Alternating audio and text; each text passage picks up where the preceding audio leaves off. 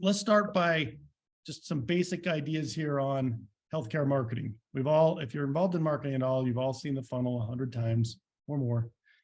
Most of the conversations that the Social Climb team has shared with AOC members is about the middle of the marketing funnel for healthcare, that demand capture area, where we've talked to you about the importance of building your reputation, using other tools to attract patients who are currently at that moment searching for care.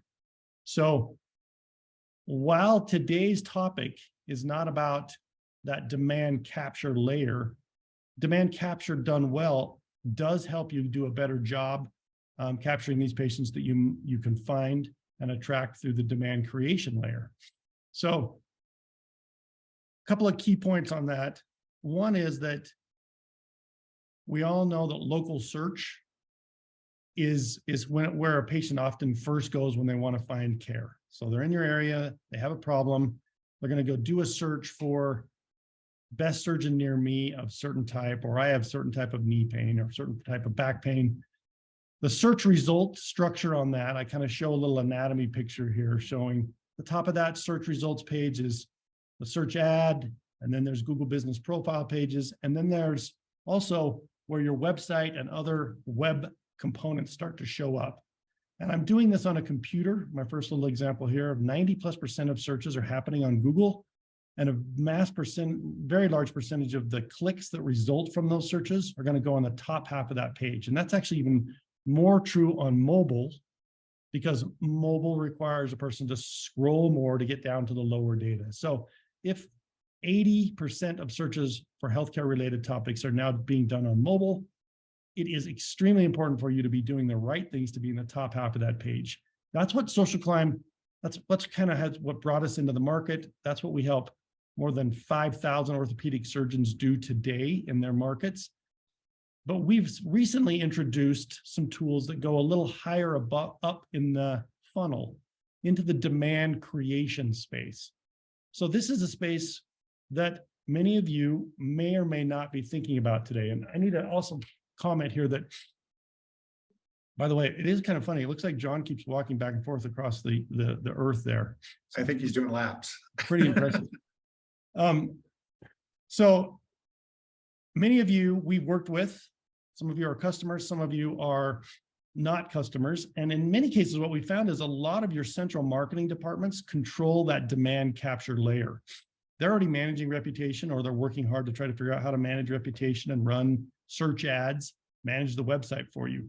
And so we found that a lot of you are a little bit restricted in your ability within your departments in academic orthopedics to actually have a lot of control over that marketing layer. The layer I want to talk to you today about in the demand creation area is something we don't see most practices and most departments in academic circles doing, but we see a huge value in it. It's fairly new feature set to us. And so if we drill in a little bit further on the demand creation space, this is the type of marketing that you would see where awareness is being created. Sometimes there's TV spots, billboards, there's social media, there's a lot of different things that can be done. Today, let me, if you don't mind, if I'll jump in there just for simplicity, to really break the demand creation and demand capture down. We assume most of you are doing the demand capture. That's really capturing the demand of anyone that is currently searching for, the services you provide. They've got a knee issue and they want to they know they have a knee issue and they're searching knee surgeon near me. We assume most of you guys are doing that with website, with reputation, with Google ads, those kind of things. And this is just taking up another level to really put you in front of people that potentially have that problem or identified as having that problem. So sorry, Ty, I guess I'm just going to be the antagonizer in this, and I'm really good at that role. So that's great. Thank you. So to get started on that process, one of the first things that you need is a model that can identify individuals near your office locations or in your service area who are likely trending toward care types that you want to provide. So the Social Climb platform has about 65 orthopedic related predictive models in it that orthopedic groups are using today. That's what we really want to highlight and talk about how those models work and how you could leverage them. Now, a model is created by a lookalike audience process, meaning if you go to Facebook or Google and you're trying to create a lookalike audience using some of their tools today, there's a lot of squabbles and concern going on out there about cookies, cookieless browsing, privacy on Facebook, privacy through Apple and Google and all those different components. What we're going to talk about right now has no entanglements with those types of marketing and privacy concerns.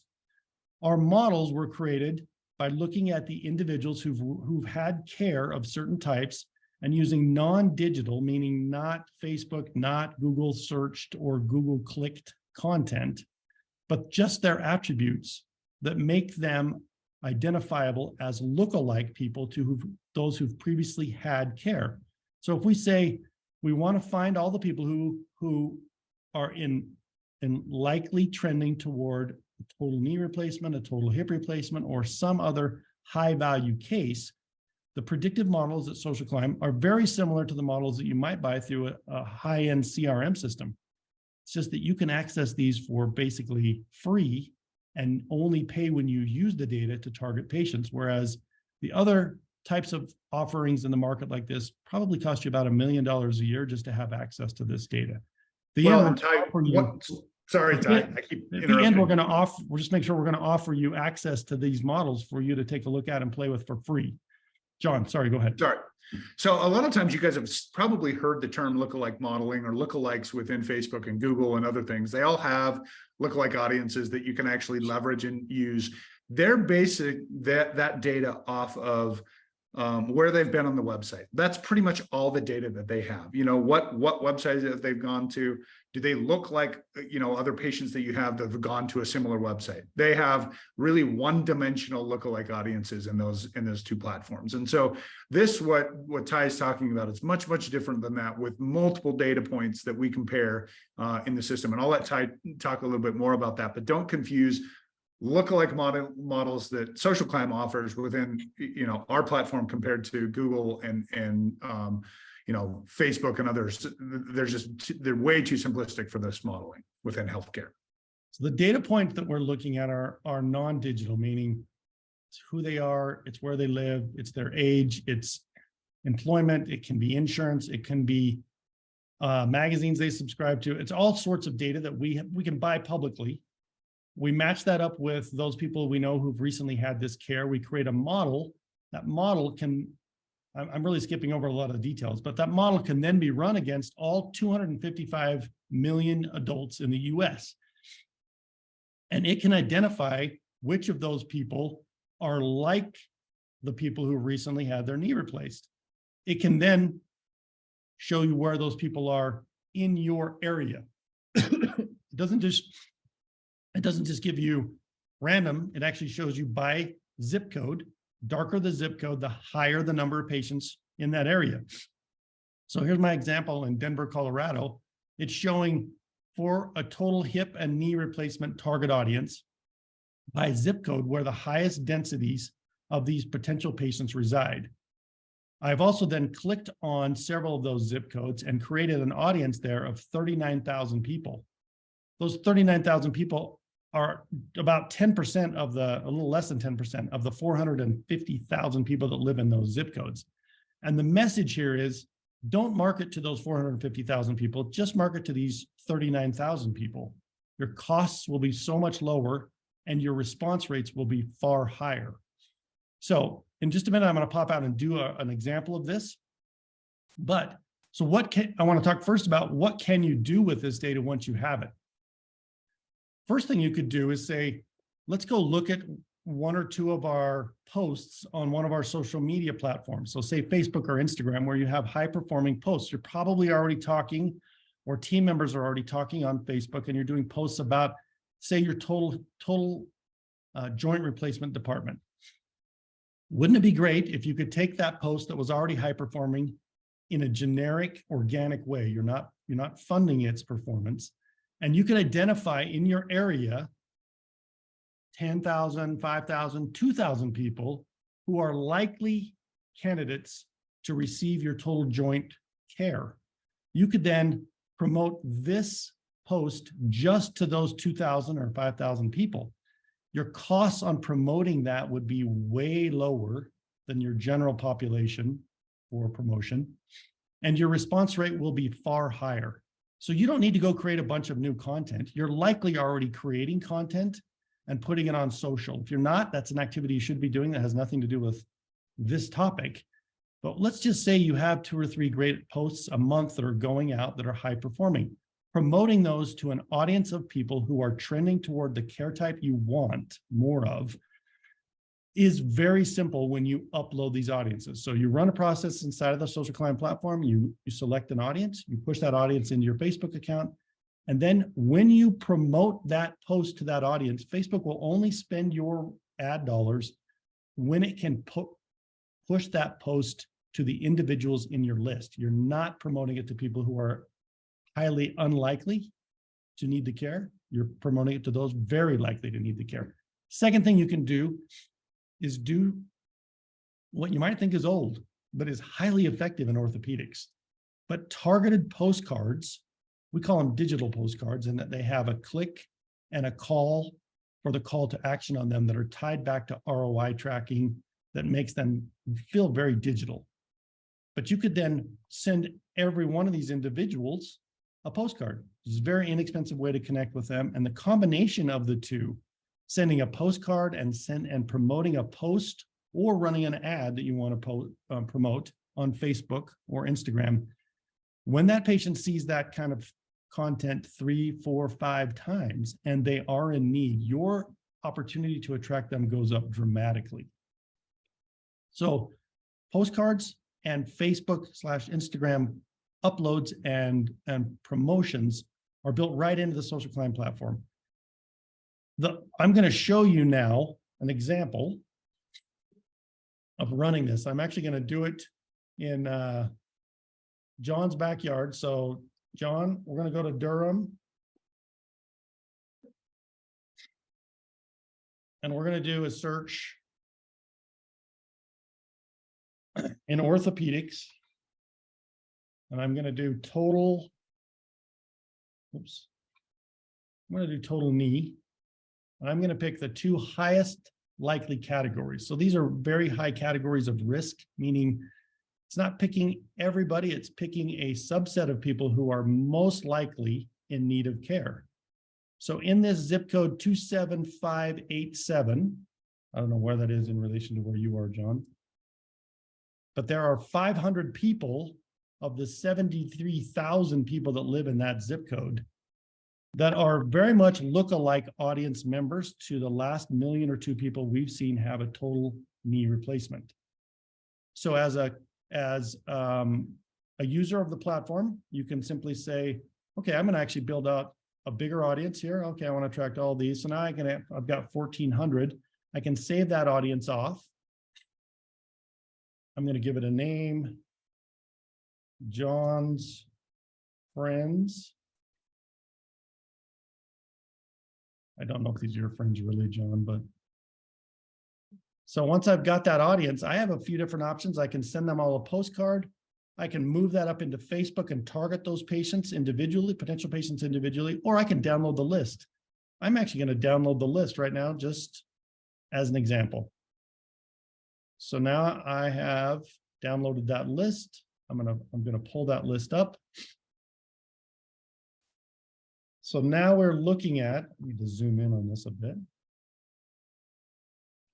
We're looking at all of some of John's neighbors there in the Durham area that our model says are the group of people you should be targeting with your marketing dollars.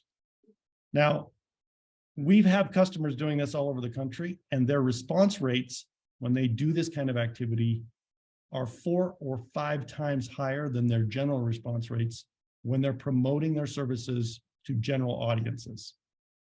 So the concept here is narrow your audience to talk to a smaller number of people and get a 4 or 5 times higher response rate. So if you're going to talk to, instead of talking to 100% of the market, talk to 10 or 7% of the market and get them to respond at 4 or 5 times the response rate. That has proven to be extremely valuable to a lot of orthopedics groups. It is something you could be doing that is not very expensive. It is likely not something that your central marketing department is going to shut you down from doing, that they're probably not doing anything this specific. So the goal on all of these activities is to drive more patients into your business, hopefully through self-scheduling. If you've got self-scheduling in place, that's really valuable, but you'll take them through the call center as well. And so my last point here would be, if you're doing this kind of activity and you're promoting your services to a group, whether you're doing it on search ads at that demand capture layer, or you're doing it in the demand creation layer that we just spent time talking about, please make sure you're doing tracking on those so that you can actually calculate what the value is. So I'm going to walk you through some data that we've been collecting about what it costs to attract patients in orthopedics nationwide. I did this in a presentation at another orthopedics conference a few weeks ago. But when you track your ROI on these things, you should be able to know how many patients did we touch, how many patients became actual appointments, and of those, how many were net new patients, and which of our activities, which of our campaigns, was it Google Ads, was it our work on our reputation, was it postcards that we just sent to a subset of people, which of those attracted which patients, how much am I paying on a per net new patient level for those, and how does that compare to what my actual top line revenue is from those types of care? And you should be able to see the names of those. This is a core feature that we believe is missing in most healthcare marketing departments. And so it's a core feature of our platform. So I took some of that data that we have hundreds of practices using around the country, and I narrowed it down. So as I said, we have more than 5,000 orthopedic surgeons using our data. So we're looking at the data here in two different ways. First off, by tactic, by marketing tactic. So if you're running your reputation efficiently, building the reputation for your physicians, and you're doing well in local search, you're going to attract patients, general patients, for about $11 per patient. That's so cheap. Google Ads, it's more like $60 to $70 per patient. The postcard concept with targeted postcard recipients, it's around $80 per patient. And the promotional Facebook concept that I just shared about promoting good posts on Facebook and Instagram to targeted audiences should be getting you patients for about $90 for each converted patient. If you flip that around and look at that data from the procedure, so what type of procedure you're trying to attract, you can see the different varying costs there. And I remember the first time I started looking at this data and I realized that spine patients were that expensive, and even worried about it a bit. I shared this with customers and they would tell me, no. We're used to paying a lot to get spine patients, and spine patients are worth a lot to us.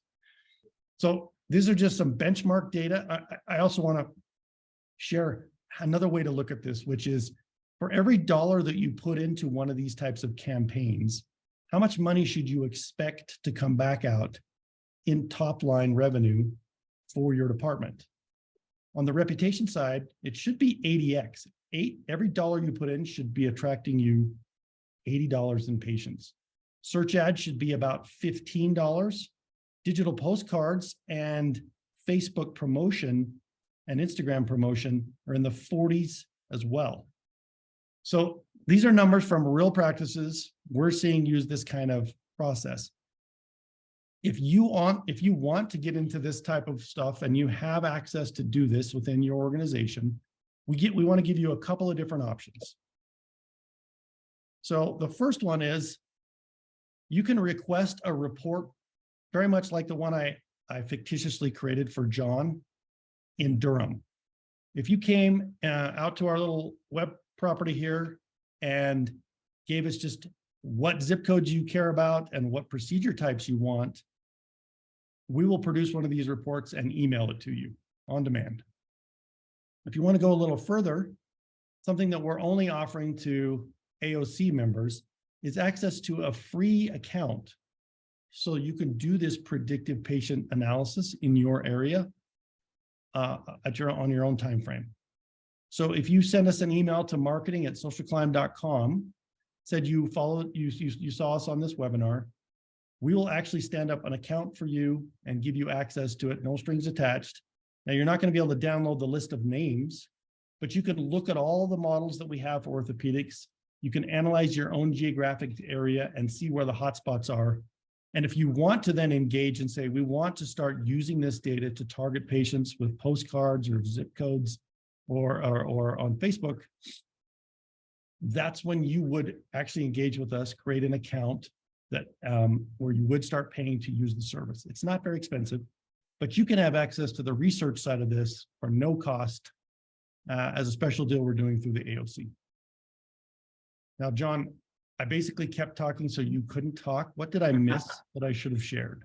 Well, I think this is actually pretty cool because if you get into the account and take a look at a few things, you can actually see hotspots and how many people within a particular zip code compared to the total population of the zip code. So you can actually go, okay, well, we should be marketing to 5% of the zip code or whatever. As Ty mentioned, you can actually, sign up for a real account and download that list and do whatever. But a couple of bits of clarification too, I think, is the digital postcards. We're calling them digital postcards because they're actually a physical postcard that goes out in the mail. We call it a digital postcard because of that QR code on the postcard, that if individuals get this postcard and they scan it, we can actually see, if they scan it right in the platform, we can actually see motivations to buy, as we say in marketing.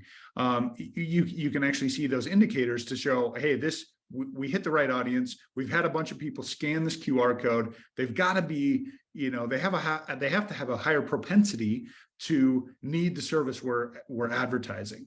And so by doing that, you can actually remarket to them. You can push other marketing tactics to them because, in marketing, we often say that it takes 7 touches to get in front of a particular patient or, customer to make a decision. Well, you don't want all 7 to be postcards necessarily, but, they're making, those buying signals that you can start going, okay, they're making those signals. Let's do remarketing. Let's have a phone call with them. Let's do these other tactics that actually bring them, into the fold. So there's many things you could do with this strategically. As Ty mentioned, you can go out to this predictive preview, fill out the form, and we can actually create one of these to kind of give you an indication. If you don't want to get into the platform and go, I'm going to build my own, we're happy to do that for you. We'll send you a PDF and walk through it with you if you'd like. So lots of really cool things about this. I mean, the other point I wanted to bring up, Ty, if you can go to the cost per slide down a couple. This one's great.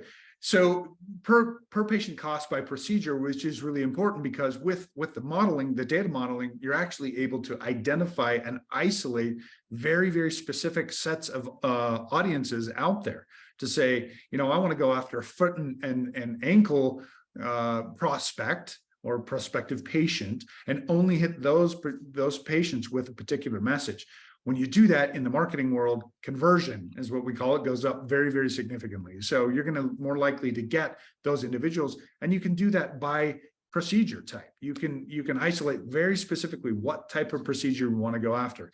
Again, you don't want to go, I'm going to spend $64 on Google Ads to get a flu shot in. Well, a flu shot only is worth $40. We want to go after spine surgeries or foot and ankle or knee, those kind of things. So you can be very, very targeted in the approach on these things. So I'll leave it at that, Ty. I would say most everybody on the call likely has a doctor who's frustrated about the volume, the throughput they're getting or opportunities they're getting, or you're opening a new clinic, a new location, and you need to increase the volume of a certain case type or group of cases. And when you do that, you're filling the gap for those doctors. And this is the kind of initiative that drove us to build these kinds of features. So one reminder I would say is we've been in the AOC for a long time. We've got quite a few of you who use our other layers of our platform. This is all complementary to that.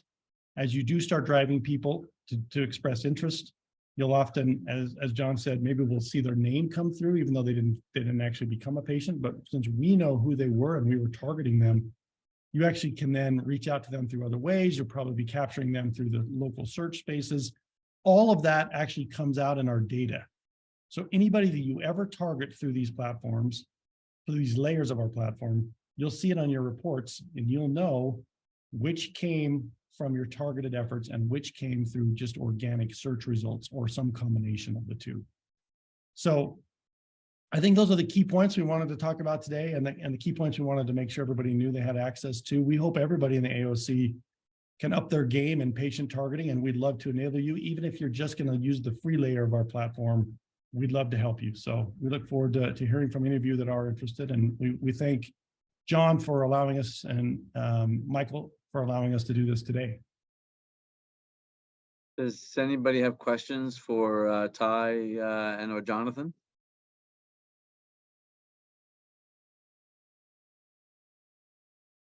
While we're waiting for folks to organize questions, first of all, thanks for that great talk, Ty. This is Mike Gagnon and Jonathan. Excellent talk. You've been a great partner for so many of our universities over the years with, I think, critical new ways of thinking, new ways of approaching marketing, and really embracing the digital strategies that are out there and optimizing them. I think this particular thing is groundbreaking, as I shared with you a couple of years ago when you were working on it, with the tens of millions of dollars and even more than that goes into the clinical enterprise planning for private practices, for university-based practices. To have a predictive model that can tell you what services or where allows you to not only decide, is that a market where it makes sense for us to put buildings, build buildings, and then once you're there, to know what to put in that box, what kind of subspecialty providers. So how do you envision folks utilizing this? I had mentioned to you that I thought strategically this would be something that would be great to utilize the predictive analytics to know what's going to be where and to get there with those services specifically. But how do you anticipate folks will use this, or how are they using it? So the most simple way our customers use it is to do what you said, Mike. They look at the data and they think about, we're going to add more docs, we're going to add more clinics, we're going to build a new surgery center, we're going to do something like that. Will help us understand where the patients reside, the case types reside, and densities that make sense for us to locate in those areas. Then as they go up the food chain from there, they start saying, okay, we're going to do some physical marketing. We might do a sponsorship, or we might do a billboard, or we might do something physical in an area. Let's look at the traffic patterns based on where these patients reside and think about that. It gets more interesting when they kind of graduate from that and they start focusing on, hey, what could we do in a digital marketing way? So whether that's digital postcards, as we call them, or pushing display ads or promoting great content, as we talked about on Facebook and Instagram. Those things are really powerful. We have some new interesting things that we expect to come out with over the next 6 months to a year that will also take this data into some other ways that you can promote and reach groups. So I think those are the main ways. We did get one question. Mike, are you okay if I address the question that came through? Oh, absolutely. It's your show. Go for it. And thank you for your answer. Yeah. So the question was asked, can you help us identify patients who are likely to be in or willing to do telehealth visits? So that type of patient targeting is something we have done as well. So we have models that identify patients even by their insurance type. So if you wanted to look at those that are likely to be commercially insured, those are likely to have other types of insurance structure. That's one thing. The telehealth component is another. It's a little different in that we don't have today the combination of people who are likely in need of orthopedic care and willing to do a telehealth visit. What we can tell you is those who are likely to do telehealth visit, we don't know whether they're likely to need musculoskeletal care. So I don't know for sure if I'm answering your question, but we do have some components that could help you identify a group of people that will likely say yes if they need care to engaging first in telehealth. Well, thanks everyone for joining us. Thank you all today. Hopefully everyone found this educational. Thank you, Ty. And Ty and Jonathan, thanks so much.